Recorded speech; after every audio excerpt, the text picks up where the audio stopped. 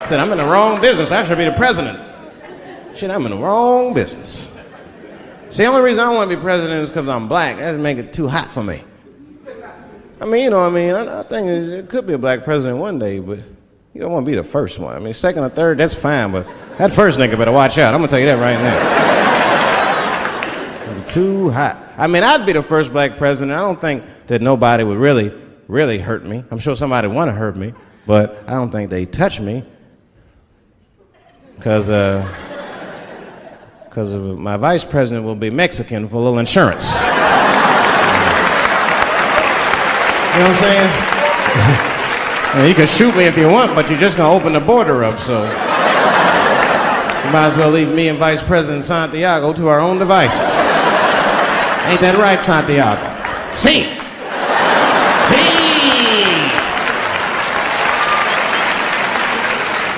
Elian can stay. Don't worry, I don't got no Elian jokes. All I'll say about Elian is thank God he's Cuban. Because if he was Haitian, you'd have never heard about his ass.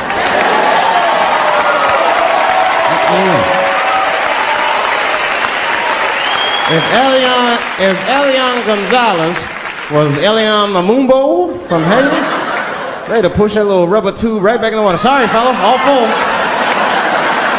Good luck.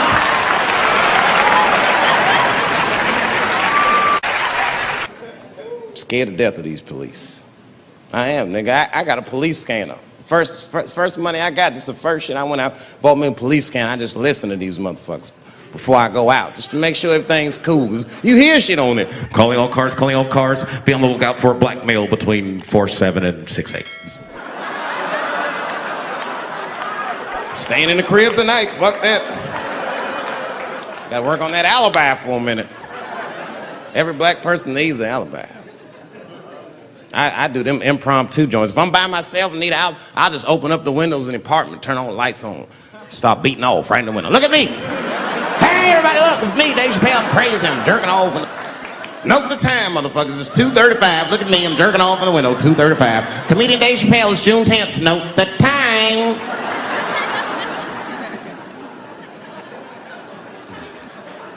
That shit could save my life. Officer Dave Chappelle couldn't have done that. I saw him in his window masturbating from 2:35 to 2:37. I'm certain of it. He was standing on a clock and holding a calendar and today's paper. Fuck, I need an alibi. I can't be no celebrity. This shit is just the worst. I'm seeing it. I see why stars are crazy now. These motherfuckers. I went to Disney World with my kids, which is a big deal for me. I don't get to see my kids so much. I do Chappelle show 20 hours a day, sleep for like half an hour, raise my kids for 10, 20 minutes, and I go back to work. Now, this particular day, I got to hook up with the kids. We went to Disney World. Everybody at the park, fucking everybody. Hey, I'm Rick James, bitch. Hey, I'm Rick James, bitch. It's like, hey, man, hey. You mind not calling me a bitch in front of my kids? Time out, motherfucker. We take a day off. Even Mickey Mouse did it. I said, this is the most unprofessional shit I have ever seen in my life. Rick James, bitch. Oh, I was fed up.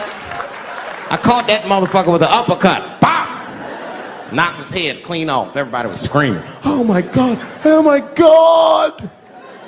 Mickey Mouse is Mexican. That's the thing, there's so much stuff to worry about. You know, the more you know, the more you don't know and shit. You know, like a lot of people be telling me, Dave, you know, you just gotta relax. The racism thing be bugging you too much. I be thinking about it. Sometimes shit'll happen. You know, a lot of black people can relate to this. Have you ever had something happen that was so racist that you didn't even get mad? You were just like, God damn, that was racist. I mean, it was so blatant, you were just like, wow. Like, almost like it didn't even happen to you. It was like a fucking movie. That was like you was watching Mississippi Burning. Wow. That happened to me. I was in Mississippi. I was in Mississippi doing a show, and I go to the restaurant to order some food, and I say to the guy, I say, I would like to have And before I even finish my sentence, he says, "The chicken." I said, "What the fuck?" I could not believe it. Could not believe that shit. This man was absolutely right. I said, "How did he know that I was going to get some chicken?" I asked him, I said, "How you know that? How did you know I was going to get some chicken?" He looked at me like I was crazy. "Come on, buddy. Come on, buddy. Now, everybody knew as soon as you walked through the goddamn door, you're going to get some chicken. There's no secret down here that blacks and chickens are quite fond of one another." Then I finally understood what he was saying, and I got upset. I wasn't even mad. I was just upset. I wasn't ready to hear that shit. All these years, I thought I liked chicken because it was delicious. Turns out I'm genetically predisposed to liking chicken. I said, "It's whack." I got no say in the matter. That guy ruined chicken for me. I'm scared to eat it in public. I want somebody to see me and say something. You know what I mean? Like, you be eating some chicken?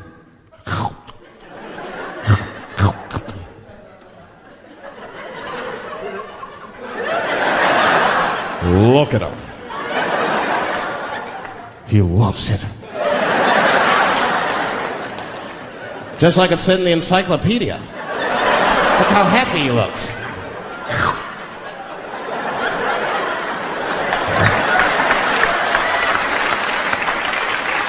Sometimes this world be too much to deal with. That show business be crazy. That's where the cultures really collide. Show business bring a lot of races together. Sometimes it works, sometimes it don't. This is one thing that happens that's funny. You know, sometimes I'll be on a business call, right? You know, like with a lawyer or something. You know, my lawyers be white, and like we'll be on a call, right? And they'll be like, "Oh, okay, Dave, we're gonna close the deal. Is that fine with you?" I'll be like, "Yeah, that's good for me." "Great. Great. You have a good weekend, Dave." I'll be like, "All right, you too, man. Peace." "Oh, all right. Bye-bye."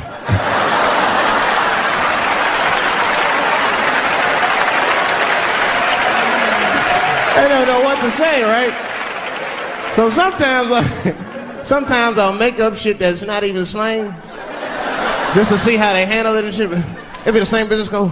"All right, we're gonna close the deal. Is that fine with you, Dave?" "Yeah, sounds good to me." "Great. You have a good weekend, Dave." "All right, buddy. Zip it up and zip it out." Oh. All right. Zippity-doo-dah. Bye-bye. I don't deal with jails. Don't deal with jails, and I don't deal with police. My house got robbed in New York. I didn't even call the police. I wanted to, but I couldn't. My crib is too nice. It's not that it's too nice, but it's too nice for me. You know how the police are in New York. Soon as I open the door, they'll be like, "Oh, he's still here. Open and shut case, Johnson." Apparently, this black guy broke in and hung up pictures of his family everywhere. Never seen anything like it. Don't deal with them, man. I had to bail a friend of mine out of jail one time. You know, that was horrible. I was scared. I had to walk right into the belly of the beast. I tried to look as non-threatening as possible. "Hi. I'm here to bail out my buddy." "Oh, okay. Well, while you're here, you do fit a description. If you'll walk this way, we can process you." How they always get us. It's fitting those damn descriptions. Now, I could be bitter and blame all the police, but no. I'll tell you who I blame. It's those sketch artists. They keep drawing the same brother over and over again. Who is this generic man we all look like? I want to know what they say when it's us. You know, immediately be in that room like, did you get a look? Did you see the guy that tried to rob you? Yes! Yes, I did! He's about 6 feet tall, I'd say. 6 feet tall? Yes. He had his hat on backwards, too. Good. That's good stuff. Hat was on backwards. Yes. He was black? Okay, big lips, big nose, hanging out. Say no more, sir. I'll draw him from memory. You know, let me get my stencil. I think we can trace this guy and save some time. I'm having an artistic dilemma. I have 2 poems. One poem is older, and one poem I just wrote backstage. Which one would you like to hear? Wait! How many for the old one? How many for the new one?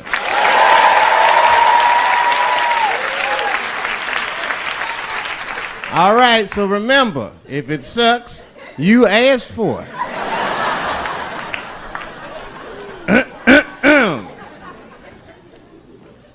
One night at 3 a.m., I went to the corner store. I forgot why. Oh, that's right, I wanted a bite. I had the munchies because I was high. The store is owned by Mr. Fong, and every day he sees me, he does me wrong. He's Korean. Now, I'd never say I hate all Korean people. I haven't met all Korean people. That hate talks for savages. But even though I don't generalize, I do percentages and averages. So far, I hate 1 out of 5 Korean people I've met so far. So I come in the store. Hello, Mr. Fong, I say, and he just scowls at me and growls at me. Buy something. Hurry up. Now look, I'm not stealing in the least, but if you're shopping and you know someone's watching you shop, that shit'll make you look like a thief.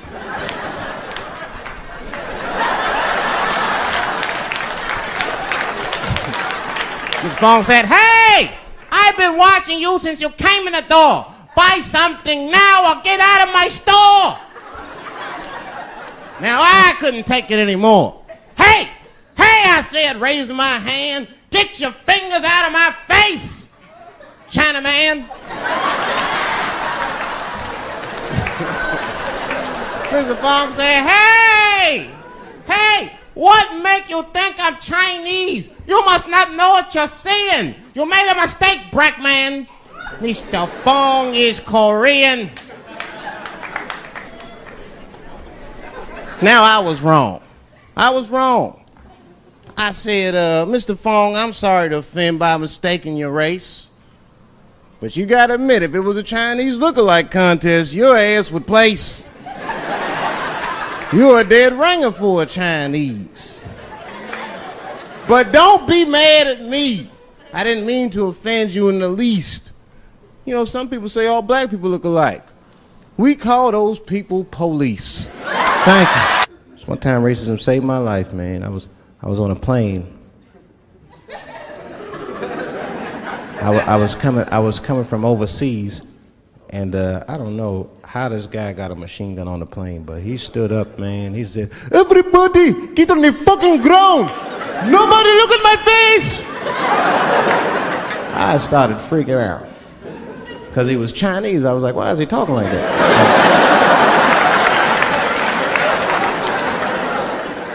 He was screaming and crying. I was the only brother on the plane. Well, I thought I was the only brother. I looked over, there was one other black dude. He was from Nigeria. I looked over at him, he was looking right in my face, man. He didn't say 2 words to me, he just looked at me, he was like...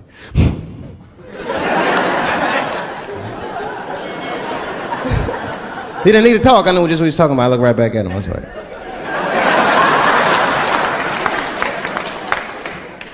Some white dudes on the front of the plane seen us, they were like, oh my God.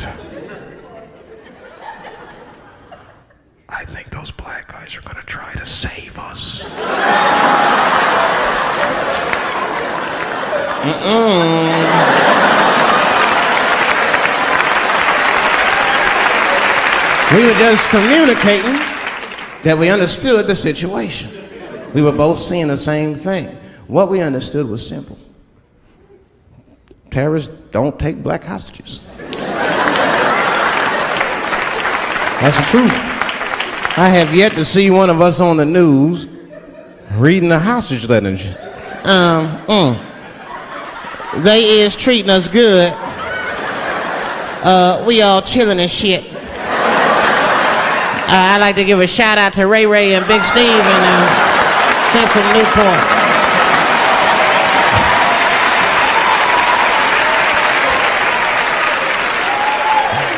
You're not gonna see it.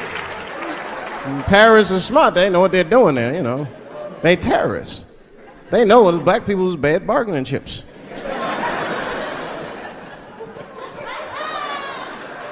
They called the White House. Hello? We have got 5 black... Hello?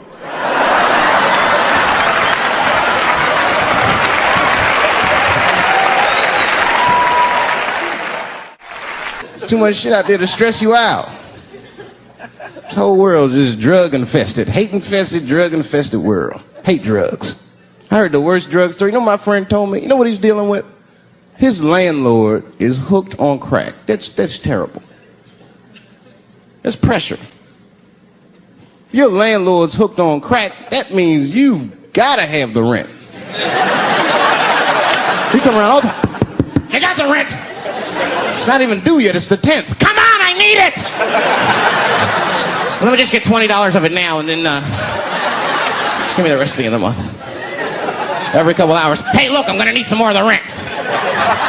This building's falling apart. Things came up. Comes home early from a party. Landlord's in the crib going through his shit. What are you doing in my house? Ah! Where's the sink? I came to fix it. It's in the kitchen. I thought it was in the drawer.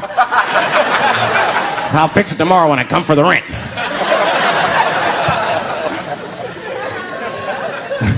You know what I hate about drugs? I hate when like people my age and older get hooked on crack. I hate that shit. You're too old to be experimenting with the drugs at a certain point. You should be past that. You ain't doing it by a certain point. You just miss it. Drugs are really for old people anyway. You 75, you've earned the right. Shit, if I was 75, I'd do coke, heroin, everything. I wouldn't give a fuck. I'd be walking down the street, they'd be like, boy, that old man is tripping.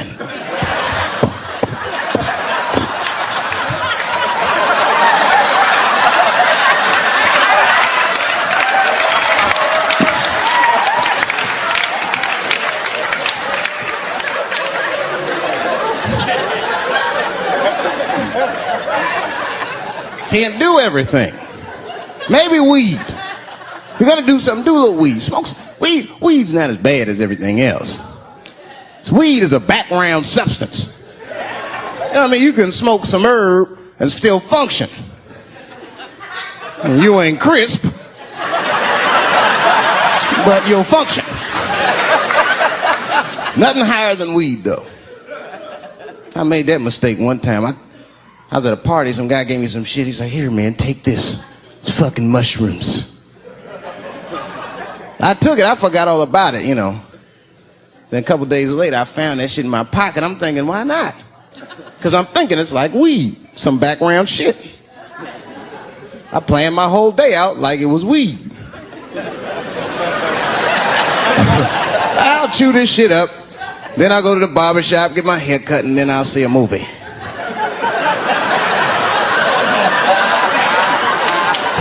I chewed it up. So far, so good. Then I was in a barber shop like an hour later. And it's funny because I was just thinking to myself, I was like, ooh, this stuff sucks. Tastes like athlete's foot. I feel sick, but I'm not really high. Then I looked in the mirror. I saw the barber's reflection, man. It looked like a big penis was cutting my hair. I freaked out. I started talking to myself, Dave, calm down. You're on drugs. This is what drugs do. Okay, you know that there is no way that a penis can cut hair. But I started freaking out, man. I just couldn't take it anymore. I jumped out the chair, half my hair was cut, I didn't care. I didn't, I just gave a barber a handful of money. It was weird, the balls opened up. Anyway, I ran home, man. I ran home as fast as I could. Tripping. I looked at the clock, it was 2:42. I was like, damn, 2:42? I gotta sober up. I had never been this high this early. I took a shower, I was still high. I said maybe music will do the trick. I listened to every CD I had, I was still high. Exercise, that's what I'll do. I ran around the block 4 times, still high. Took a nap, woke up, fucked up. I looked at the clock, it was 2:43. I said, God damn. I've been accused of having sex with a girl I did not have sex with before. And let me tell you something, that shit is infuriating. You ever go through that, you know, it'll make you crazy. You be screaming at your best friends, I didn't touch that bitch, nigga, I'll kill you. Fuck you, nigga, I'll kill you. Please believe me. Please believe me.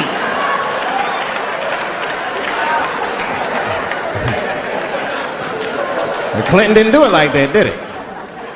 And Clinton came out of the press conference all relaxed, his shoulders all relaxed and all this trouble. It looked like he just got done fucking or something.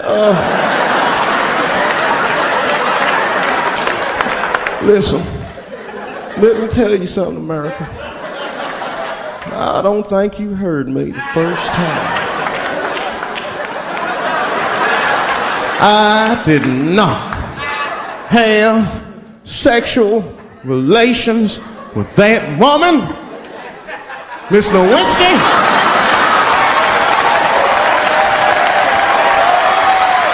You know he did it. You know he did it.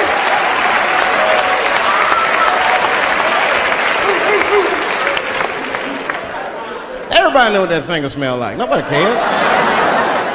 Nobody cared. We all watched. We was disgusted, but we kept watching the news. I know I did. I was taping it. See, I'd be at the crib like, baby, turn the lights off. The news is coming on. Every week on 60 Minutes was a different girl accusing Clinton.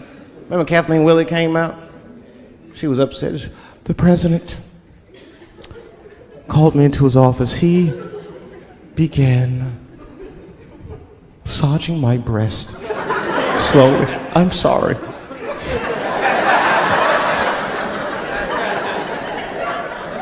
And then he placed my hand on his genitals. Ed Bradley was shocked. Was he aroused?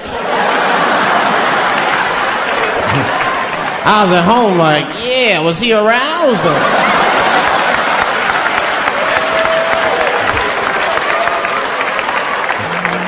And then Ed Bradley looked right in the camera. He said, don't bust that nut yet. We'll be right back.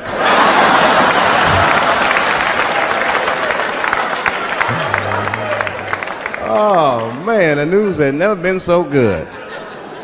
But there were no victims.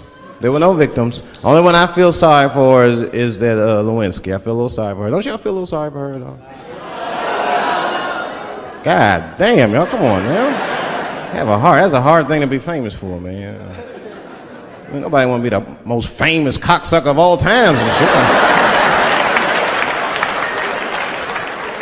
I feel bad for her. Not even the women feel sorry for her a little bit, ladies? Now that's jealousy. That's what that is. I mean, come on, y'all. That's one dick that girl sucked. It's gonna haunt her for the rest of her life. Long after she spent that money up, that's still gonna haunt her. And I know there's a lot of women in here with at least one dick they regret. And I bet you it wasn't a president's dick. I bet you worked at Kenny Shoes or Safeway or some shit like that. Don't go judging her. Don't go judging her. See, we gotta stop judging people. That girl was young, and she made a mistake that young girls make. She wanted to fuck a powerful man, period. That's as far as she thought it through. She wasn't thinking about how powerful the president was. She didn't have no wisdom. An older woman would have helped everybody. An older woman would have been in there, you know, you should lower taxes. You know what I'm saying? Do this song. You know, that's just our grandmother used to sing that when she cleaning up. That's a Negro spiritual. Black work song. Not everybody know about that. I know. See, white people, you guys might whistle when you work. You dig? But that's how you can tell what kind of work we're actually doing.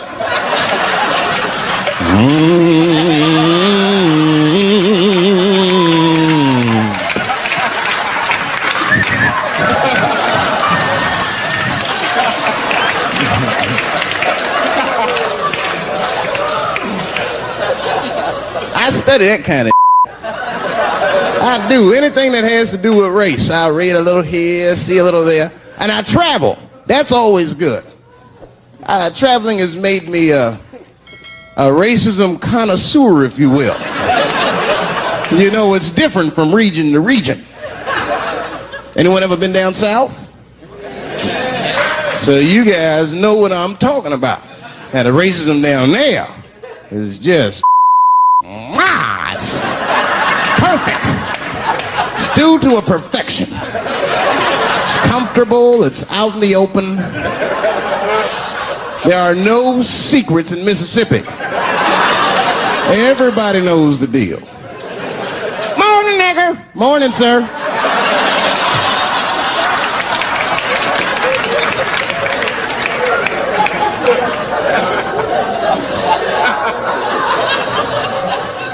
Not up here.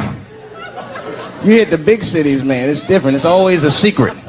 And we should do like them. We should keep our shit out in the open, then a little. I mean, with limits. You don't want to say whatever comes to your mind. That might be a little much. White dude be walking down the street minding his business, and the brother walk up to him, hello, you white oppressor, you slave master rapist of Africa. Why, hello, my big lip spear chucking friend. Touche, hunky. So, Whitey, what did you do today, huh? Oppress a new land and make the people there Christians against their will?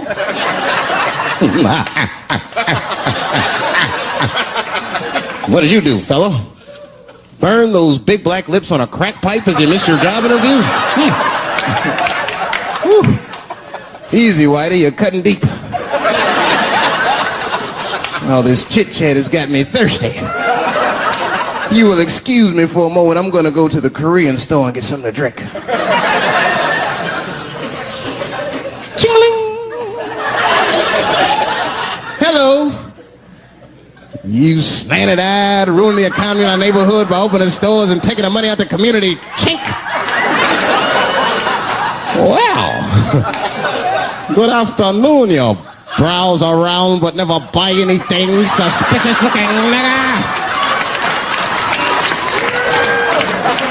After a while, that might be too much.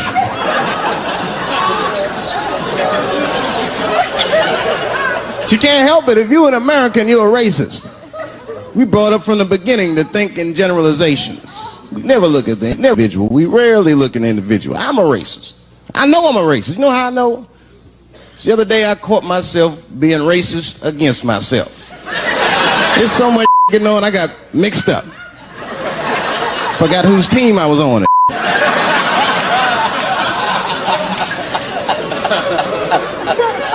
One time I was reading the paper, man, this story came on about this guy was suing a department store because they wouldn't let him play Santa Claus, you know, because he's black.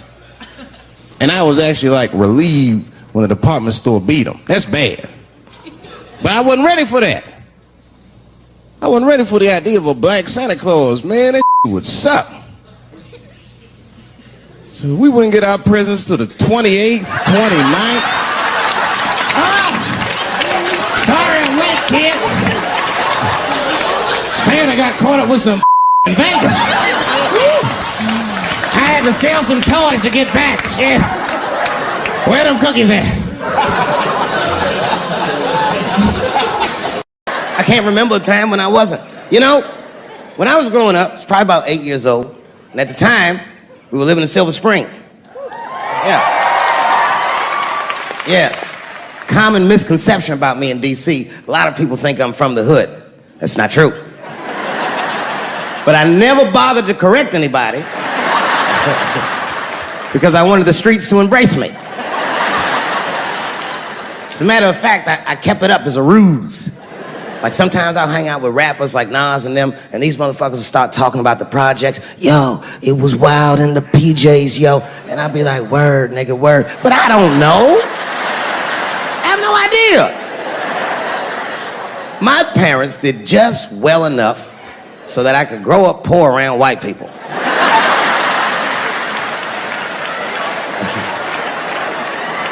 And to be honest, when Nas and them talk about the projects, nigga, I used to get jealous because it sounded fun. Everybody in the projects was poor, and that's fair. But if you were poor in Silver Spring, nigga, it felt like it was only happening to you. Nas does not know the pain of that first sleepover at a white friend's house. When you come back home on Sunday and just look at your parents like, y'all need to step your game up.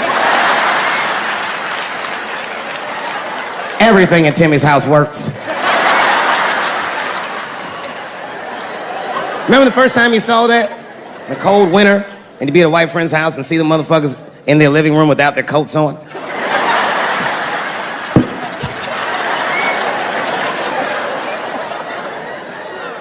Timmy was one of my first white friends, like, in my life, man. He's a good dude, too. He moved to Silver Spring from Utah, of all places. I guess his family was affiliated with that Mormon church they got down there, and me and him used to hang out.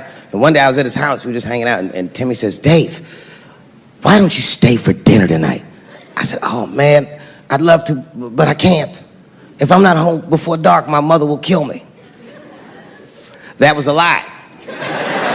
My mother had several jobs. I hadn't seen her in like 3 or 4 days. And the only reason I lied to Timmy was because at that point in my life, it was my experience that white dinner wasn't delicious. I'd rather go home and fry some bologna or some shit like that.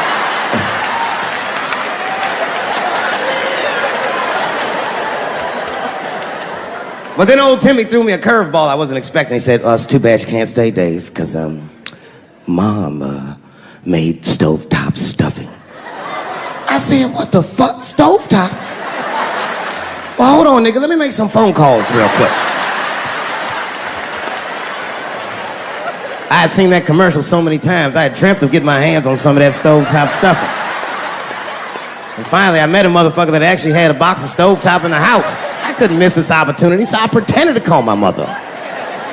And then I came back and I said, Timmy, you're not gonna believe this great news. Mom said I can stay. And he said, fantastic. He said, why don't you come with me and we'll help set the table and then we can say the blessing.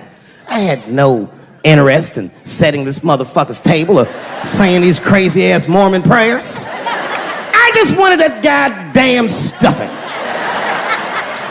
So I told Timmy, I said, you know what, I'd love to help, but let me go wash my hands first. My plan was simple.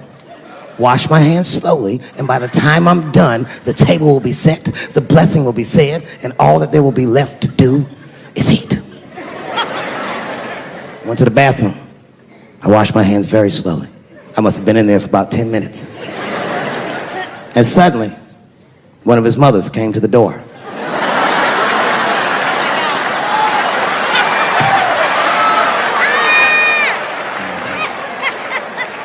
She was like, hi, David, right? I said, yes, ma'am. She said, Timmy tells me that you're planning on staying for dinner. I said, I hope that's not a problem, ma'am. She says, no, it's no problem. In fact, we'd love to have you. It's just that we weren't expecting company. And I'm afraid there's not enough stovetop stuffing for everybody. So I kicked her in the pussy. Bam! Ladies and gentlemen, I told you I'm dope, nigga. I told you what I was gonna say and you still didn't see it coming. And that's why I make the big bucks.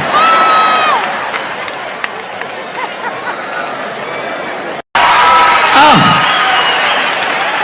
I'm goddamn sick of it. This is the worst time ever to be a celebrity. You're gonna be finished. Everyone's doomed. Michael Jackson has been dead for 10 years, and this nigga has 2 new cases.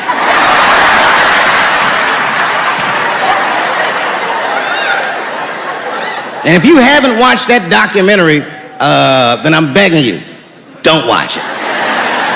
It's fucking gross. I felt like HBO was sticking baby dicks in my ears for 4 hours straight.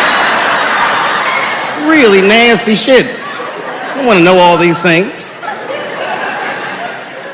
Turns out, Michael Jackson allegedly likes a long gander at the anus. So they said he stares at people's buttholes. That's what they said. That's how gross the documentary was.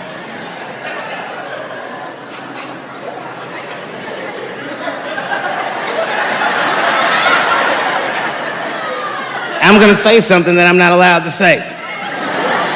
But I gotta be real. I don't believe these motherfuckers. I do not believe it. But let me qualify the statement. I am what's known on the streets as a victim blamer.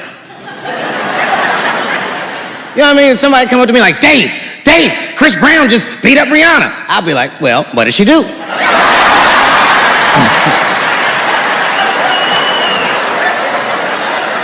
Dave, Michael Jackson was molesting children.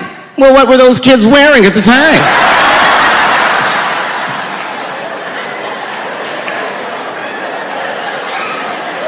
I don't think he did it. But you know what? Even if he did do it, you know what I mean? You know what I mean? I mean, it's Michael Jackson. I know more than half the people in this room have been molested in their lives. But it wasn't no goddamn Michael Jackson, was it? This kid got his dick sucked by the king of pop. All we get is awkward Thanksgivings for the rest of our lives.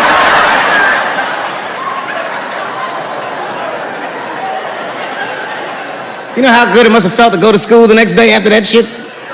Hey, Billy, how was the weekend? How was my weekend? Michael Jackson sucked my dick. And that was my first sexual experience. If I'm starting here, then sky's the limit.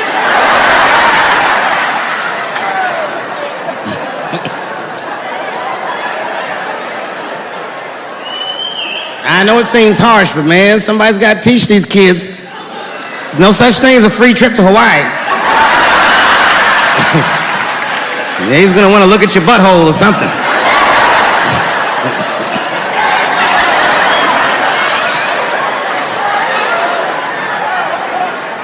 You know why I don't believe it?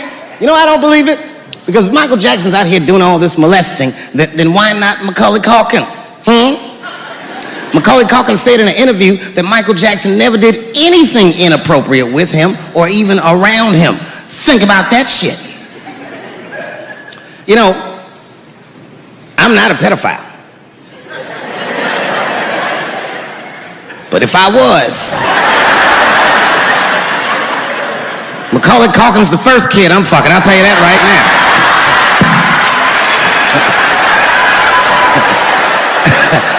I'd be a goddamn hero. Hey, that guy over there fucks a kid from Home Alone. And you know how hard he is to catch.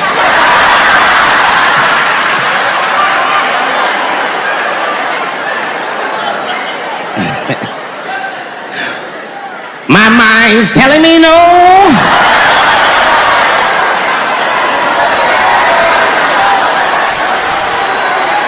Okay, R. Kelly is different. I mean, you know, if I'm a betting man, I'm gonna put my money on he probably did that shit. I'm pretty sure he did that shit. You know, it was bad, okay, so a couple years ago, I was doing a show in Detroit, And I'm sitting backstage in my dressing room. A friend of mine comes by, this chick, Dream Hampton. Dream tells me, right before I'm going on stage, she goes, Dave, I'm working on a documentary about R. Kelly. Would you like to be in it? And I was like, nah, bitch, I'm cool.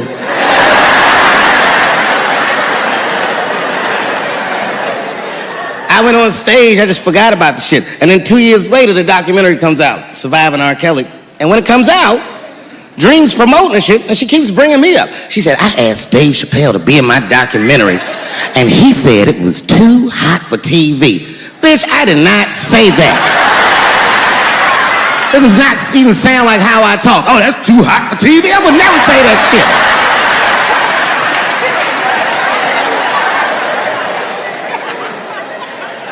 But I'm gonna tell you guys why I wasn't in the documentary. There's a very simple reason, and I cannot stress this point enough. The only reason that I didn't do it was because, and it's very important,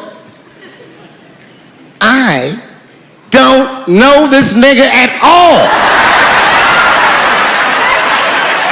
I don't know anything. I don't know anything that they don't tell me about. I don't hang out with this nigga, nothing.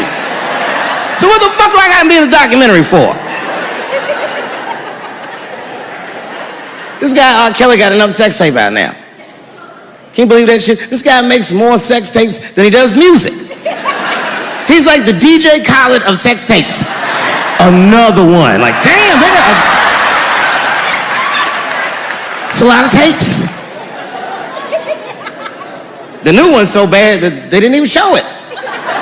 I've never seen anything like this. The prosecutor in Chicago came out in a press conference and read to the media a transcript of a sex tape. Have you ever heard of such a thing? This nigga read the sex tape. And it was so bad that R. Kelly sounded guilty in the transcripts.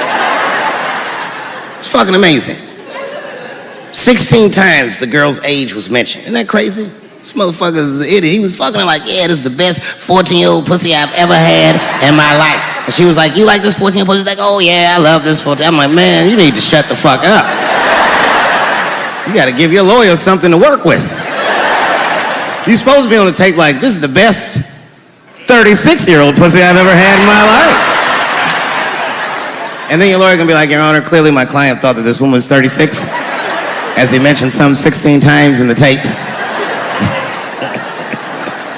They gonna know you lying though, you know what I mean? Everybody knows no such thing as good 36-year-old pussy.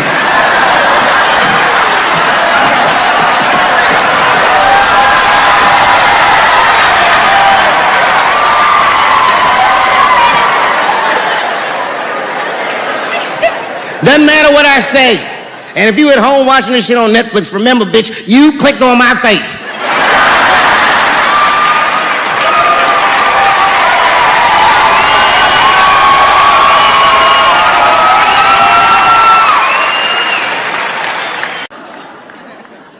You know who I feel real bad for is Indians. Everybody feels bad for Indians. They get dogged openly because everybody thinks they're dead. These motherfuckers are not all dead, all right? I've seen, with my own eyes, I've seen a gathering of 1,500 Native Americans. They were all gathered in one place. The place is called Walmart in New Mexico. There's Indians everywhere. I'd never seen Indians before. I wasn't even sure if they were Indians. It's fucked up, but I asked one of them. It's not nice, but I seen him in the sports section looking at bows and arrows. I had to say something. Excuse me. I don't mean to be rude. Are you an Indian? And he was cool. Yes. Yes, I'm Indian. Still didn't believe him. I had to test him to be sure. This is fucked up. But I had a gum wrapper in my pocket, so I balled that shit up and I threw it on the floor.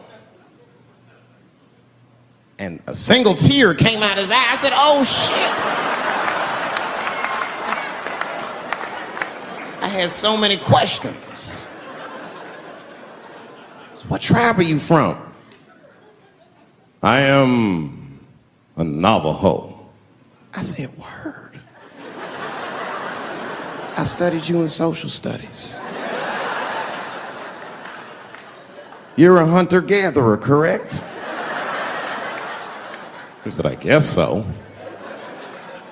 That's what you wish to call it. I said, why? What do you call it? He said, I am an alcoholic.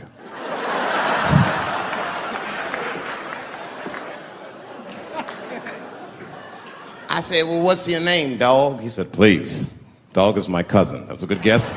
My name is Running Coyote. What is your name, friend? And that shit caught me off guard. I mean, I didn't want to say my name was Dave to a motherfucker named Running Coyote. This don't feel good enough. He just put me on the spot. I said, huh? My name, what? Oh, my name's Blackfeet. Then I changed the subject. Forget about me. What's going on with you? I want to meet your chief. Why don't me, you, and your chief and your friends get together tonight? We could have a real live peace pipe smoking ritual. We need to celebrate, nigga. I thought you were dead. And he set it up. It was beautiful. It was just like I dreamed. We was all sitting around. Them Indians was beating the drum. Some other Indians came out the back with a long blanket that was folded in half and put it in front of us. Open that shit up, and on the blanket was a long wooden pipe with feathers. And bags of weed were all over the blanket. Chief walked over.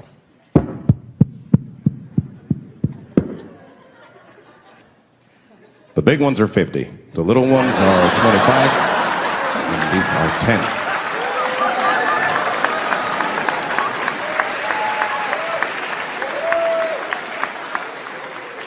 Man, those Indians got high as shit.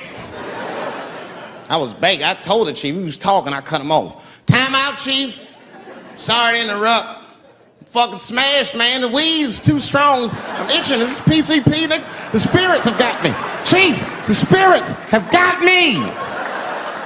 And the chief threw some water in my face. Calm down, blackface. Splash! I said, hey, it's Blackfeet, motherfucker. Take it easy.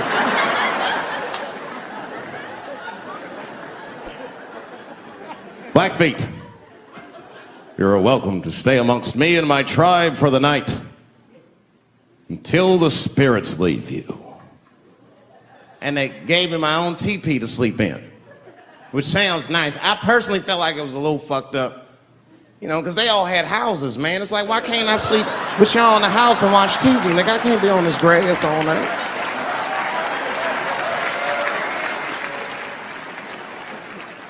Yeah, Indians is rude, man. Everybody's rude. Indians, they eat nasty food. All they ate was corn and shit. Doritos, I think they call it. That's right. People only see the surface. They see the division in our foods. Just because I eat chicken and watermelon. They think that that's something wrong with me. Let me tell you something. If you don't like chicken or watermelon, something's wrong with you, motherfucker. There's something wrong with you. Where are all these people that don't like chicken and watermelon?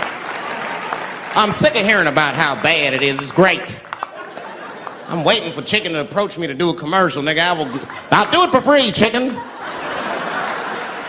It's the least I can do.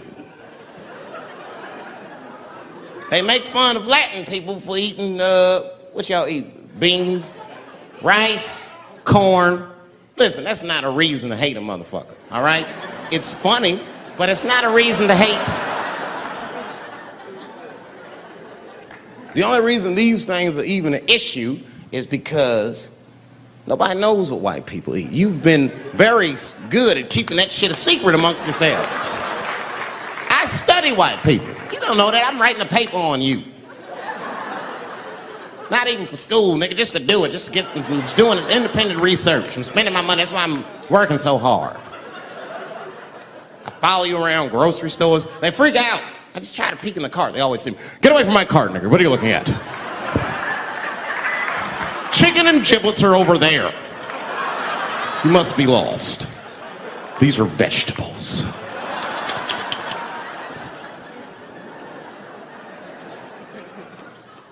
I know what you drink. See how quiet I got? Grape juice. Surprise, motherfuckers, you didn't know I knew about grape juice, did you? Oh, don't play dumb with me. Looking, what is it? A lot of black people don't have the privilege of knowing about grape juice because they have grape drink. It's not the same formula that you get. Ain't no vitamins in that shit. You might have one of your black friends over, Todd. Todd, would you care for a glass of grape juice? What? Nigga, what the fuck is juice? I want some grape drink, baby. It's purple. I don't think I know what a grape drink is. What?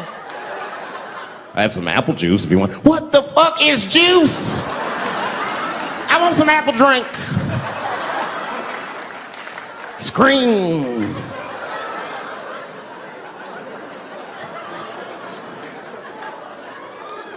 Remember that commercial for Sunny Delight when all the kids run in from outside playing? They all run to the fridge.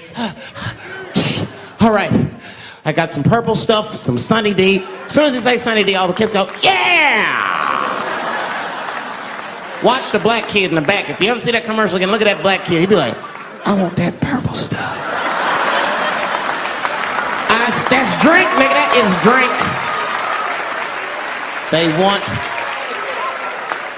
want drink. I want all them vitamins, nigga. I want drink. Sugar, water, purple. That's the ingredient. Sugar, water, and of course, purple. It's too fucking much. I got a lot of things to talk about tonight. First of all, I've stopped smoking weed. With black people, you didn't let me finish, motherfuckers. God damn. I'm sorry, black people, to break the news so publicly, but I can't smoke with you anymore. Every time I smoke weed with my black friends, all you talk about is your trials and tribulations. I'm sick of that shit. I got my own problems. Nigga, that's a waste of weed. I'm smoking weed to run away from my problems, not take on yours. From now on, I smoke weed exclusively with white people. Calm down, motherfuckers. You win by default. You got good weed conversation. All white people talk about when they get high is other times that they got high. I can listen to that shit all night. Dude, remember at Frank's last week? It's fucking smashed, man. And catalogs everything they drink. 2 shots of Jaeger, tequila, 4 bong hits, man, beer, cheeseburger. That shit is great. Only bad part is you cannot pass out around white people. Every time white dudes pass out around each other, they always do some borderline gay shit when the guy's asleep. Frank fell asleep, so he like stuck a carrot in his ass and put shaving cream on his balls. Like, why, motherfucker? Why would you do that to a friend of yours? He trusted you enough to sleep around you. You gonna put a carrot in his ass? Is that nice? I tell you right now, if I put a carrot in a black dude's ass, a nigga will kill you when he wakes up for some shit like that. That is an automatic death sentence on the street. It's a rap for you. I'm gonna kill that motherfucker. I thought y'all was friends, baby. What happened? I fell asleep at his house, right? We was drinking, and I fell asleep at his house, and while I was sleeping, right? I'm just gonna kill that motherfucker, all right? That's all you need to know. And fuck carrots.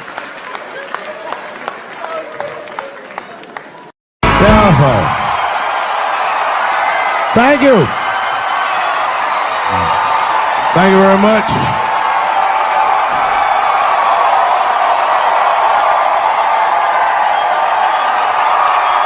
Thank you. What's going on? Good to see everybody out here tonight. Thank you. Hey, have a seat. Everybody be comfortable and relax. Oh my gosh, good to be back in Austin, Texas. It's good to know that plaid is back in.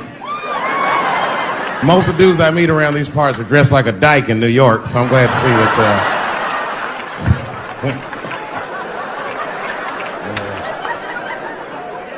Man, fucking Texas, this place is pretty good. Pretty damn good.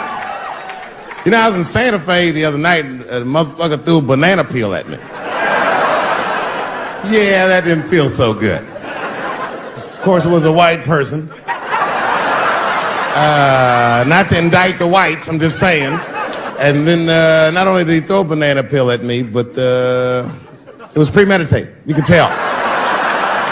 You could tell the peel was too brown, you know what I mean? It was like, you didn't eat that banana recently, motherfucker. You had that shit waiting on me. And the whole crowd was white, so it just got instantly creepy, and everyone looked like they were looking at 12 Years a Slave or something. They were all just like...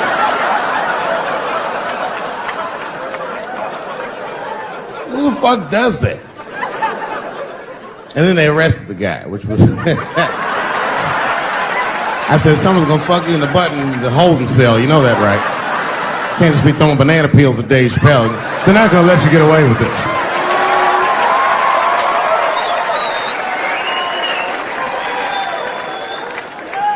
And the press called me up like, do you have a statement? A statement?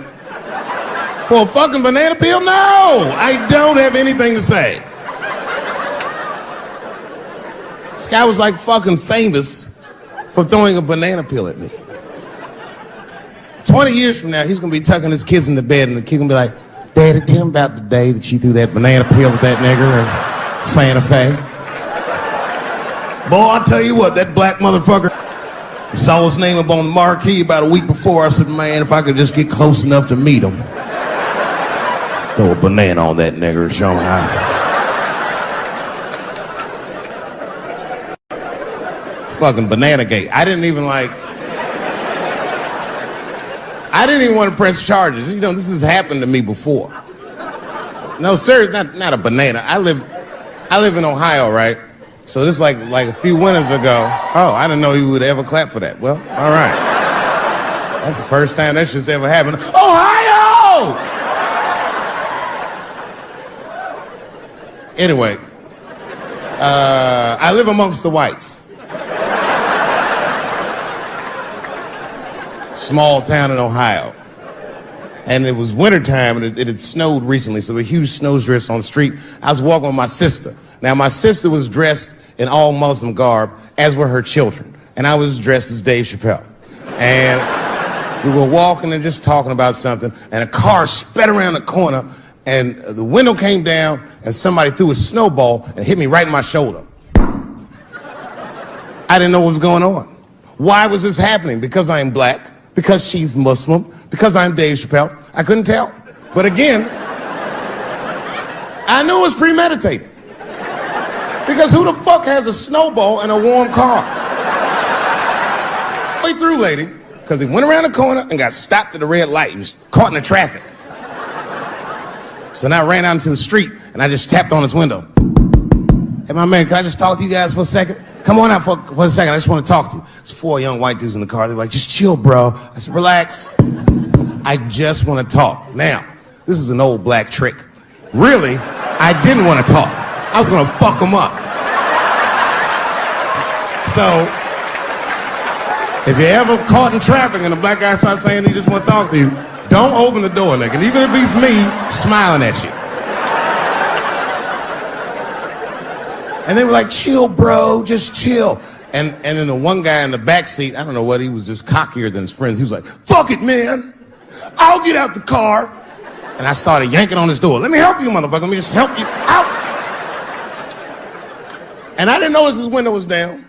And he threw a snowball and shit me right in my chest. Pow. He said, fuck you, you fucking nigger. And then the light turned green and they sped off. And I smiled from ear to ear. I looked at my sister and she said, I got the plates. And I was happy as shit because throwing a snowball at a motherfucker is a misdemeanor assault. But if you call me and me and my sister start dancing, we gonna send this motherfucker to jail. Now I didn't notice it, but while I was yelling at him, a crowd of all white people had formed because it was an all white town. And I was like, uh-oh, I thought I was gonna get jumped. And one of them white guys stepped down and was like, I didn't like that at all. This is not what this town represents. I don't want this goddamn stuff in my vicinity. And another white guy was like, yeah, I didn't like it either. And then an old white guy stepped out of the crowd and said, young man, if you're going to fill out a police report, I would like to come with you and do the same. I said, you guys would do that for me? And the whole crowd said, hooray! I said, come on, y'all. I look like Malcolm X going to see Brother Johnson with a trail of white people.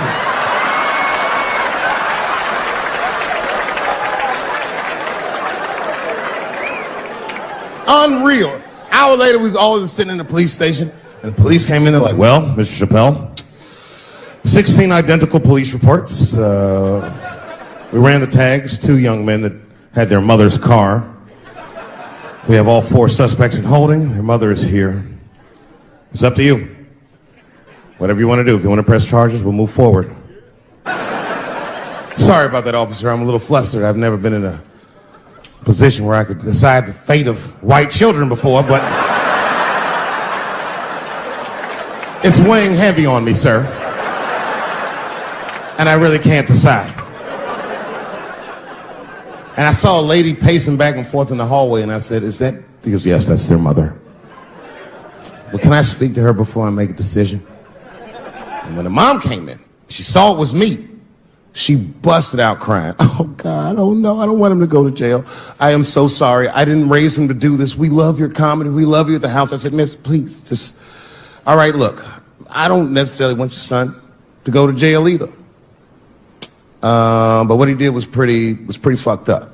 So, is there something we can do short of jail just to let him know that he's wrong? She said, oh, I don't know. What did you have in mind? Miss, I've never been in this position before. Oh, you know what we could do? I don't know if I'm asking too much, but maybe if you could just suck my dick a little bit. Just a little bit. I'm not going to finish. I just want you to do it enough so that I can tell him you did it. I'm kidding. I wouldn't do that to anybody's mother. Maybe my kid's mom, but that's it. Ebola was in Texas. Ebola made a visit. Killed that man in Dallas. 5 days that man melted to death. What happened to the brother in Dallas? Where was the secret serum is what we all said. I remember in the beginning of Ebola, there were 2 American doctors that got sick in Africa. They flew them in a private jet straight to Atlanta to the CDC. I didn't even know CDC saw patients. There it was said they administered what the New York Times called a secret serum. I don't know what's in it. It's just like Colonel Sanders' recipe. But both of these motherfuckers survived. These doctors, thank God, are healthy. They are out there somewhere tonight at Whole Foods, touching vegetables, walking around. Everything's okay. Hey, Frank, how are you? Oh, you didn't hear? I had Ebola last week, but I'm doing all right now. I was bleeding out of my eyes and anus, so I got concerned, but I'm okay. What happened to the brother in Dallas? They just rubbed some Vicks on that nigga.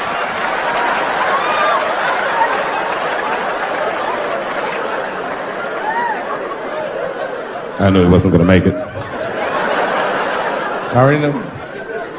Sad. I saw in the New York Times, they said Ebola is the new AIDS. Whew. Isn't that something?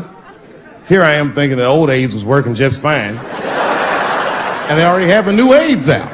Isn't that amazing how they do that? Isn't it weird how there's a disease that just starts in 1980 and it doesn't kill anybody but niggas, fags, and junkies? Isn't that a fucking amazing coincidence that this disease hates everybody that old white people hate?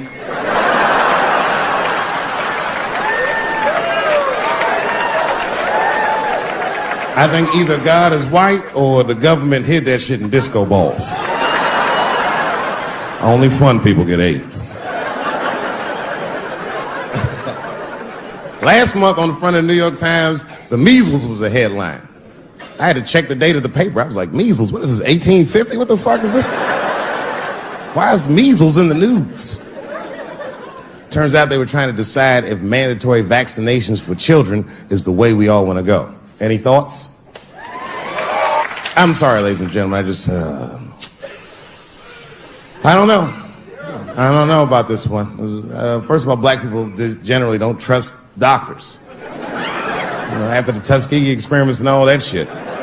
More importantly, don't forget Michael Jackson was killed by a doctor.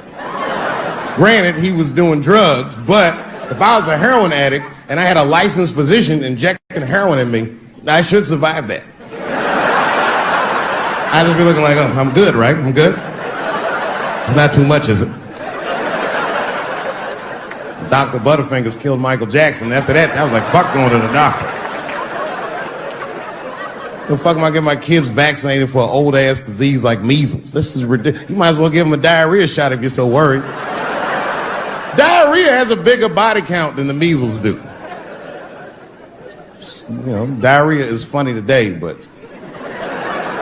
100 years ago, if your ass had diarrhea, you were a goner. There was like a 0 chance of survival. You get that first squirt, uh-oh. Better start getting my affairs in order. But I don't have much time. It's diarrhea. It's very serious. You just watch your buddy slowly die in a pool of his own shit. I give up diarrhea. Nowadays, your buddy just be like, oh, well, you got diarrhea? Just eat a banana, nigga, drink some water, let's get to the club. Still make last call.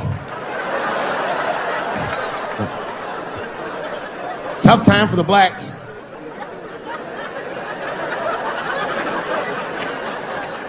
These are not good times for the blacks. I don't know if you know what I'm talking about, right? Police are killing us again. It's a very unfortunate set of circumstances because we were doing very well. You know, America has a racial hot seat. I think we can all agree that that's the truth. And we can also agree that that hot seat is traditionally occupied by African Americans in general, African American men in particular. Although I can see that in recent years, that seat has been occupied by Mexicans, and I dare say Arabs. And we, the black Americans, would like to thank you both for your sacrifice and your struggle. We needed a break. We needed a goddamn break. We all go through something, but at least I can leave my backpack someplace. If you Arab and forget the backpack, you got about 20 minutes before they send that robot to blow your shit up. Fuhad. Now ISIS is #1 on the terrorist charts. And ISIS is fucking scary. Because if ISIS catches you, they're going to cut your head off. That's what they do. I've seen them do it on YouTube. It was fucking awful. He looked right in the camera and say, Obama, I am back. I saw that shit. I said, oh my God. Don't like.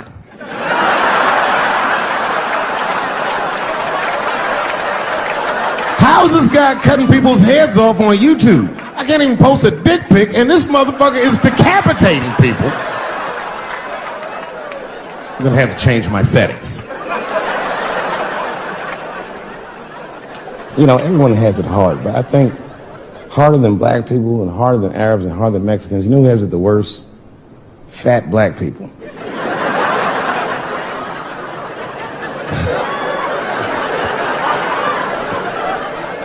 It's hard for white people to understand, but that's what I'm saying is very true. Fat black people have a really rough road because all manner of things kill white people, but you know what kills more black people than anything, more than police and terrorism? Salt, nigga, regular. Here, white people are getting Ebola cures and shit, and meanwhile, I'm dying from fucking the flavoring.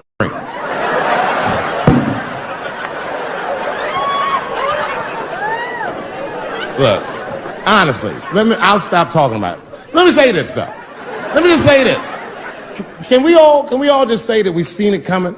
Were you surprised? It's like when that guy threw that banana at me. Do you think I was surprised? Hell no. I've been in show business 30 years. I was expecting this banana. I knew one of these nights, it's like somebody gonna throw a banana at me one of these nights, niggas. Because that's how it starts, with the name calling. Like that Paula Deen. Remember Paula Deen got fired from the Food Network? If you know anything about show business, it is really hard to get fired from the fucking Food Network. And they dropped that bitch like a hot potato. All because she called somebody an N-word 30 years before she had a show. I don't know who she said it to, but whoever it was just looking at her like, I'm gonna get you for this bitch. That shit came back 30 years later like a Bill Cosby rape and sunk a battleship.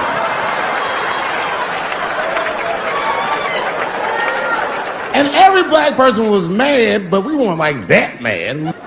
I was just like, well, how's this bitch gonna call me a nigga when she taught me how to fry chicken? That's not fair.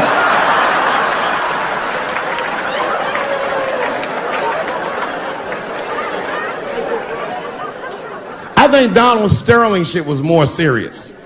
Remember Donald Sterling? He used to own the Clippers, and then he got caught on a secretly recorded tape saying some very unsavory things about African Americans. And there's a lesson in that for all of us. The lesson is, if you are old and white and racist in this great country, whatever you do, don't tell your black girlfriend about that shit, because that's who made the tape. She recorded all that shit, and the tape was terrible. He was like, stop bringing these black guys to my games. First, we're all confused, like, well, how the fuck are you gonna have a game without us? But it turned out that the black guy he was speaking of was none other than Magic Johnson, the billionaire. Unbelievable. Never even mentioned the fact that he had AIDS, which is, this guy must be really racist if AIDS is the footnote. Well, you gotta be careful, baby. He got the old Ebola.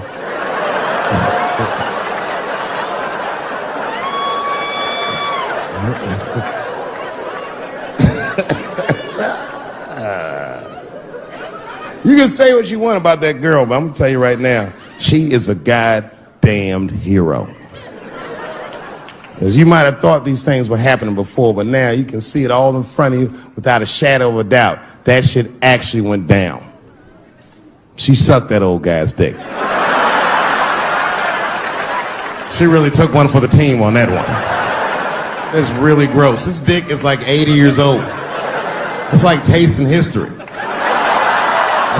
Like 5 wars on it, civil rights movement, Great Depression. This guy's been fucking from 40 years before Bill Cosby's first rape. This is a very old man. A very old penis. But all that shit is still, it's just name calling. Like, name calling does not break the modern black man. That's not gonna do the trick. I don't give a fuck about that. Like, if I went to Kentucky Fried Chicken, Ku Klux Klan, hood on top of their head, what do you think I'm gonna do in this day and age? Run out Kentucky Fried Chicken? Not if I'm hungry. I'll go straight to the front. Hey man, let me get a 2-piece. I don't give a fuck what he says. You want a biscuit with that, nigger? I thought it came with a biscuit. What's all this attitude? I want a 2-piece. Chop, chop. You know what it is. But I'm not going to be mad. Why would I be mad? He's the one that's got to work at Kentucky Fried Chicken, not me.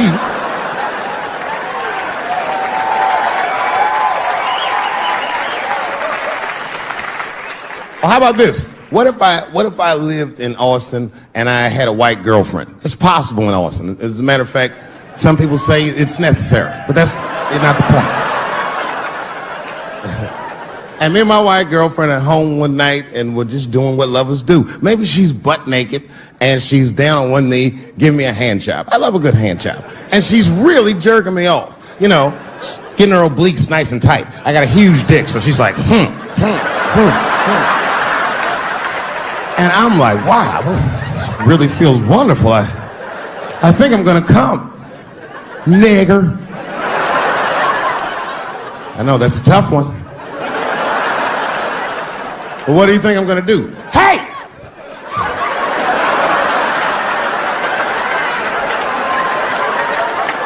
That's no time for integrity, ladies and gentlemen. I'm busting that nut in her face.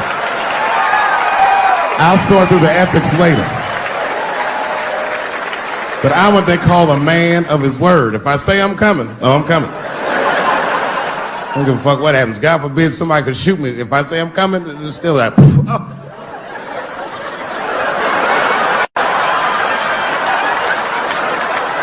Doesn't mean I like getting shot.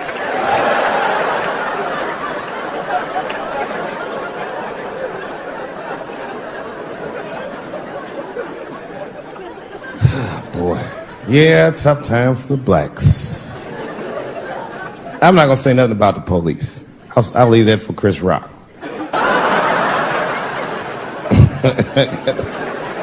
The other big sports story was fucking Ray Rice's tape. Anyone see that Ray Rice tape? I can't stop watching it. It's fucking awful. It's the most violent thing I've seen happen to a woman that was shot in color. Really fucking bad. Like, if I could have froze time at that moment and gave Ray Rice some advice, I don't think there's any way possible I'd be like, you should punch her in the face. It's a fucking terrible idea. At the same time, I also believe she shouldn't have rushed him. What the fuck was he like? Yo, you can't beat him. It's don't rush a motherfucker that's trained to stiff arm people in the clutch. He's gonna get the upper hand.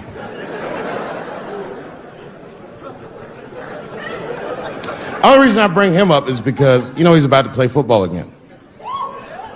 You didn't know that? The NFL was told by a federal judge they had to reinstate Ray Rice because he was transparent with their investigation. He told them exactly what he did, and they can't just change your bit. That's like if I'm hanging out with my buddies and I'm like, hey guys, guess what I did last night? I fucked this big fat girl I met at the club. And they're all like, oh shit, Dave, that's crazy. And then they see a tape of me doing it, and they're like, we can't hang out with you anymore, Dave. That's not what this crew is all about. I'll be like, what? I told y'all what I did. What's really fucked up is the tape was made before they were married. Isn't that weird? I don't know why she'd do that. I don't even know why he would do that. As a guy, would you want to live with a woman that you had once punched in the face with all your strength? That's some very bold color purple type shit. Sealy, come out here and shave me.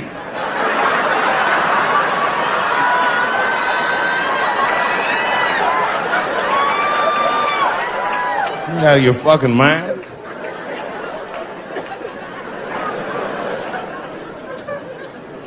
I had to ask an older friend of mine just to get some perspective. This older black dude. Actually, the fairest person I've ever met. And I asked him, I just said, hey man, I said, did you see that Ray Rice video?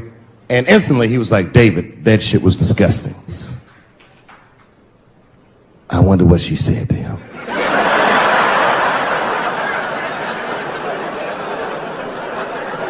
I don't think that matters. I think the idea is you're not supposed to punch her in the face.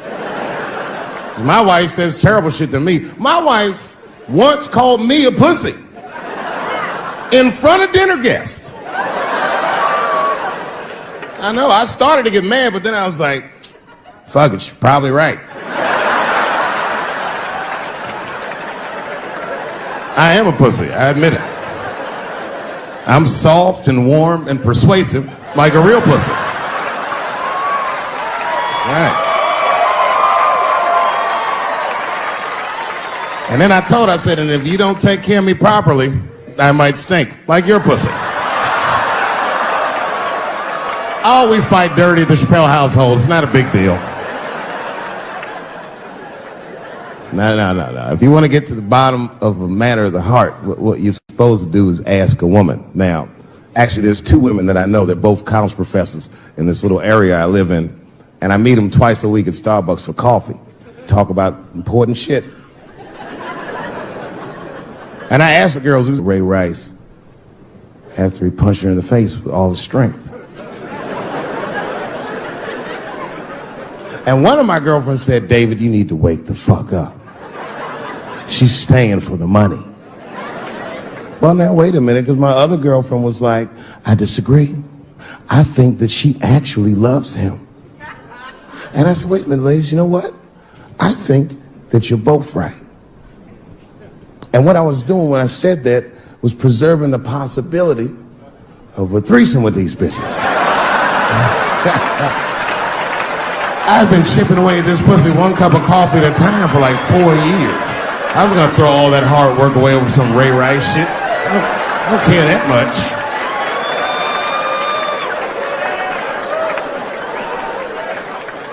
I'm just being real. It's fucked up, man. It's a tough time for the blacks. I love you too. And then here comes the banana peel. I'm waiting on it any second. You know that's how it starts. I saw in the paper today that the guy that threw the banana at me got arrested again because he threw a banana at another motherfucker in a bar in Santa Fe. Look it up online after the show. He actually did that. And that guy was black too. You know what a guy said he did it at night? He said, I did it because Dave Chappelle is racist. So, nigga, that's not the best way to handle that if I am racist. What if Martin Luther King just went around throwing tuna casserole on white people? Would that work? Huh? I've seen your girl bubbling. She's drunk as hell, buddy. Listen, sir, I don't know what she's saying, but just take my advice. Get some water in her, or you're gonna have some dry pussy when you get home.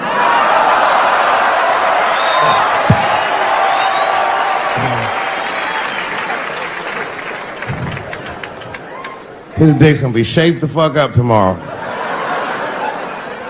Santa Maria. Who got a cigarette in here? Anyone got a cigarette I can borrow?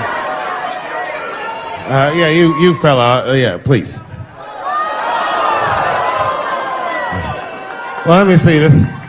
This is a Marlboro menthol. This could have been anybody. If it was a Newport, I'd be like a black dude threw that up. But a Marlboro menthol, that's one of them riddles.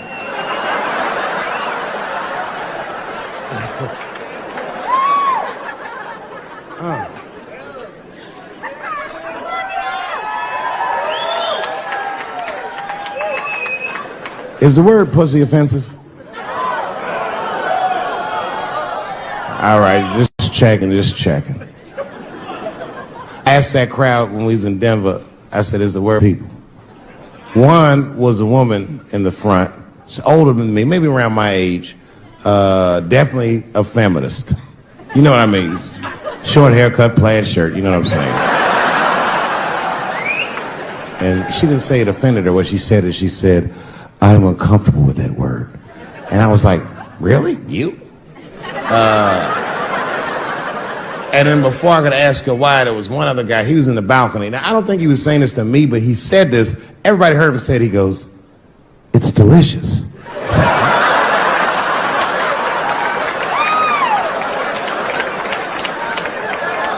I don't think I've ever heard pussy called delicious before in my life. Now, this is not to say that it's bad, but it's definitely an acquired taste. I don't think any of us tasted pussy our first time like, hey, it's good. It needs something.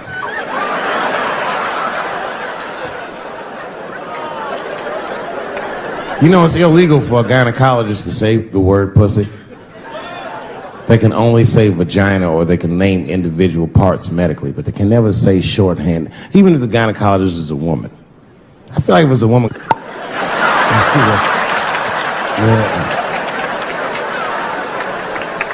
I don't think men should be allowed to be gynecologists. That shit is a conflict of interest. Even when my wife was pregnant, we used to go to the gynecologist. And he'd put her legs up in that stirrup like this. He'd be like, all right, Miss Chappelle, just try to relax. I push it back up, motherfucker, I got this. Just tell me what to look for.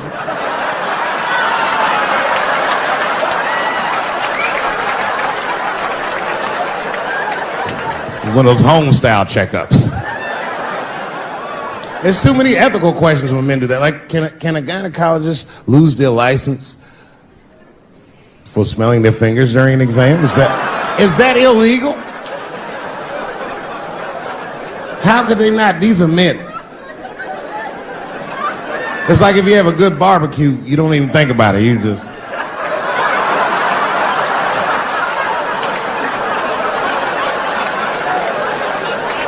The word pussy is only offensive if you're older.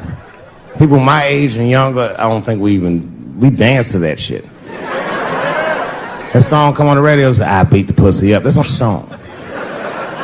It's like nothing like a love song. There's no tracks of his tears, no midnight trains to Georgia. This man simply beats the pussy up. Unbelievable. You don't even know if he's having sex with these women. They might just pull their pants down. He'd be like, bah! G-Unit.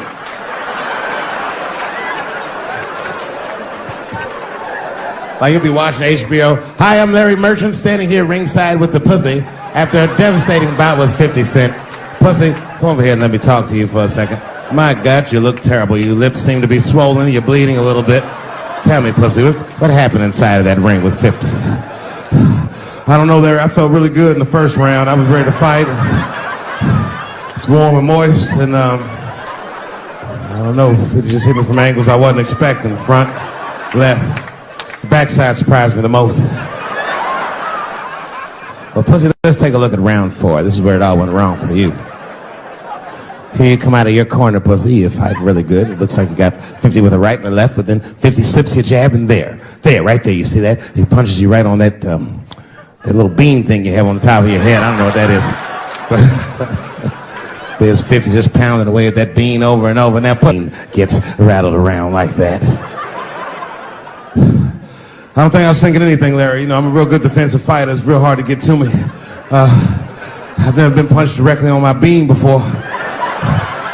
As a matter of fact, most fighters don't even know that bean exists.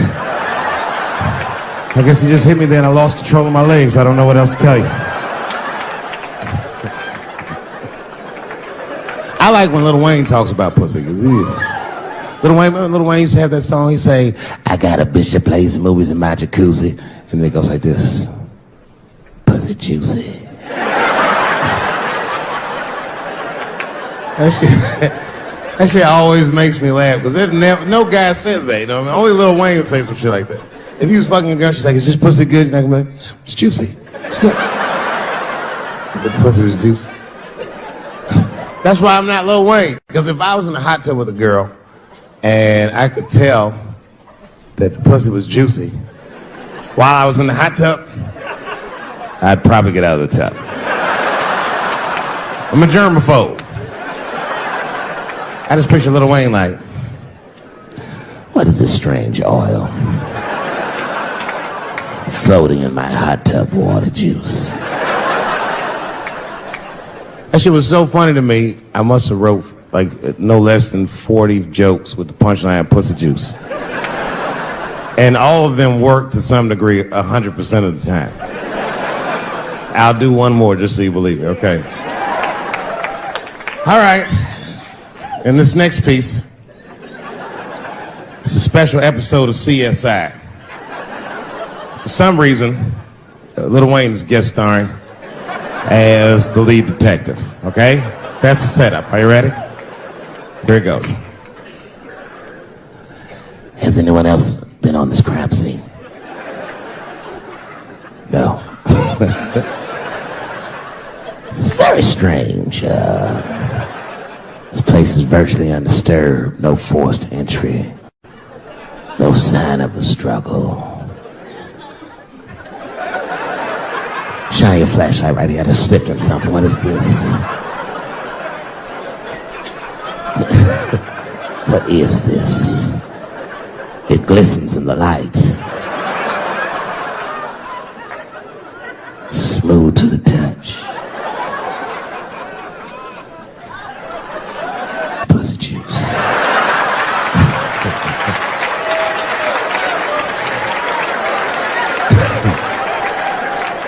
She must have been sitting Indian style. 39 more where that came from.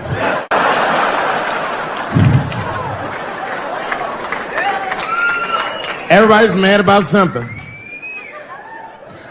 Recently, I got attacked online by some gay bloggers, and it hurt my feelings. I have no problem with gay people, but I fucking hate bloggers. I'm not saying it because this person was gay. They was acting like a bitch online. They was like mischaracterizing my jokes. trying to make a point off of me when it's like, yo, I'm your ally, motherfucker. I'm not trying to stop gay people. I got better shit to do. This motherfucker was saying things to try to get gay people to beat me up. Seriously, he was like, Dave Chappelle's jokes. I don't know how he actually talks when he's making his voice up. Dave Chappelle's jokes were an affront to the manhood of all gay men. What the fuck does that mean? I didn't say anything that would allude to gay men not being men. I know you're men. In fact, what could be manlier than fucking another guy in the ass? It's the most gangster shit I've ever heard of in my life. I told you I'm not cut out for that. I'm a pussy. You know what I said? That's all I said. First of all, I'll tell you right now what I said. And I will tell you that this was not a joke. It's a true story. And I just happened to tell it. All right, what happened was I went to a gallery party. All right? I don't know who in here has ever been rich before, but these are very nice parties. Wine and cheese and ball of conversation. And there was a few eccentric types, one of which was a very wealthy man that happened to be wearing a dress. I don't know what you call him, this is a tranny or a drag queen, perhaps. Whatever it was, this is definitely a man. And this man was definitely on drugs. I don't know what kind of drugs he's on, but I knew he had too much. He didn't look good. It's like this, he's like, he looked sick. And all his friends were standing around him, concerned, trying to revive him. I don't know whether it looked like some kind of gay CPR. There was fanning and shit.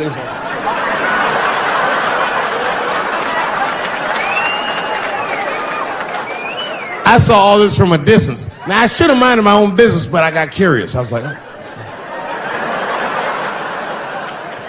And I went over there. All I said, excuse me, gentlemen, is he okay? And then they looked at me like I was evil. She is fine. I'm sorry, I didn't know this is what we were doing. Here's my thing. I would support anybody's right to be whoever they feel like they are inside. I'm your ally in that. However, my question is, to what degree do I have to participate in your self-image? Is it fair that I have to change my whole pronoun game up for this motherfucker? That doesn't make sense. Seriously. If I put on an Argyle sweater and I'm like, hey everybody, I feel like a white guy in this sweater and I want some goddamn respect and a bank loan. That's not gonna work. Give a fuck how I feel. Why should I give a fuck how you feel? Nigger is a pronoun. But there was no time for philosophical debate. This was an emergency situation. I said, fine. Sorry, guys. I was just worried because she looks terrible. She just fell off the bench. Appears that her dick is popping out of her dress. You mind if I call an ambulance, champ? I'd rather not be at a party where a tranny ODs. There's too many questions to answer.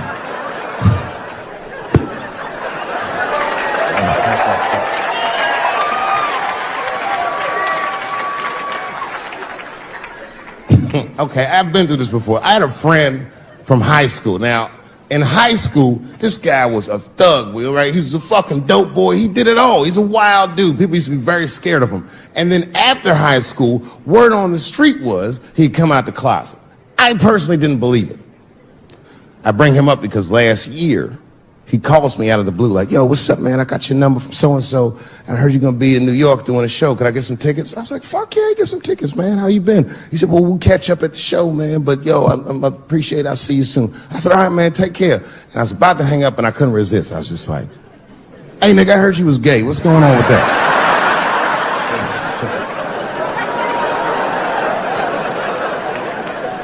And I wish I didn't ask, because he sounded like he was dying to talk about that shit. And he had a long story about it. And it's not that I didn't care, but I was, I don't like talking on the phone. I was watching TV at the same time. So I just wasn't really paying attention like I should. But I was trying to sound supportive, but I didn't really know what to say. So I was just like mumbling shit throughout this conversation. I was just like, nigga, you gay, man. You just gay. This went on for a while, and then finally I had to say something like definitive to get him off the phone. And I was like, hey, man, you know what? Don't let people get you down, all right? And the next time someone tries to make you feel bad about yourself, just remember, everybody fucks funny to somebody.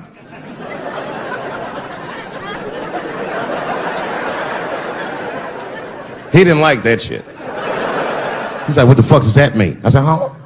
He said, you saying I fuck funny, motherfucker? I said, no, that's not what I'm saying. I'm saying everybody's different. He said, you ain't say different, nigga. You say it funny. What's so fucking funny about the way I fuck? And I said, hey, man, I fuck feet.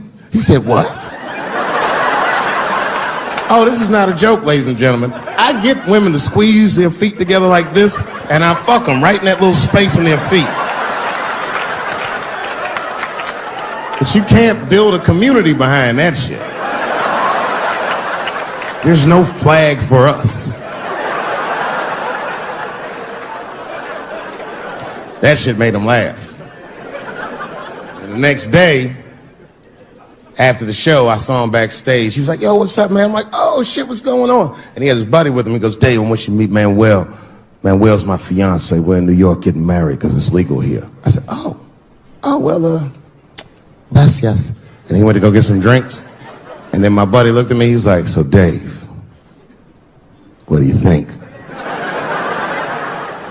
And I started mumbling again. You gay, nigga. You know, you just gay. He said, yeah, I'm a little nervous about getting married, man. It's a big step. I said, yeah, it is. Big step. He said, well, you've been married for a while. You got any advice for us?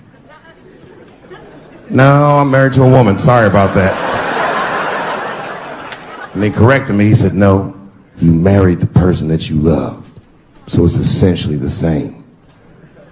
I said, you know, man, the problem with that statement is that it makes the assumption that I love her. But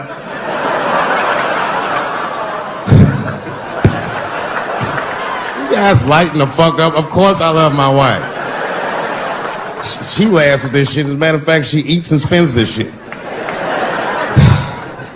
You know what I told him? I told him, I said, you know what you should do, man? First of all, you shouldn't do it. I'm talking about being legally married. It's not that you're gay as much as just legal marriage is a fucking diabolical leverage game in the United States. I'm just being honest. Devoid of religious significance or the idea of love, marriage is nothing but an awful contract that you shouldn't sign. I'm just being real. Because you start out loving each other, and then like 2 years later, you're just building a case against one another for a hypothetical court date that may or may not ever happen. You throw being gay on top of that, that shit is explosive. Like I said, Ray Rice shit. Okay, right after Ray Rice went through all that shit, I was at a party and I met this kid, Michael Sams. You know Michael Sams? Very nice guy. He's the first openly gay NFL player. And Mike's a very nice guy, very brave guy. But when I met him, I couldn't help but thinking, his wife up in the elevator. Is that domestic violence or is that just two niggas working shit out in the elevator? You know what I mean?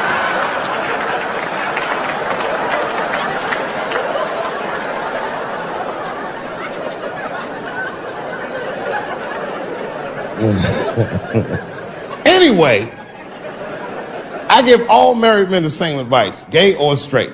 Get a dog. This dog will love you all the time, but she's not going to. It's real talk. I didn't even know about dogs, and my kids got the dog. They brought him home from the shelter, and I didn't even want him. They were like, "Can we keep him?" I said, "Nope." I said, "Where did you even get this dog?" They're like, "We got him from the shelter." I was like, "Ugh." Probably something wrong with him. Can't keep him. And then my kids started crying and screaming like the dog had gambling debts. Please, Dad, if you don't let us keep him, they're gonna kill him. I was like, oh. All right, you can keep him. And this dog was a menace. I hated his guts. Then one night I'd smoked a bunch of weed and I was eating a sandwich. And Baba came over. Baba's a dog. He came over and was staring at me.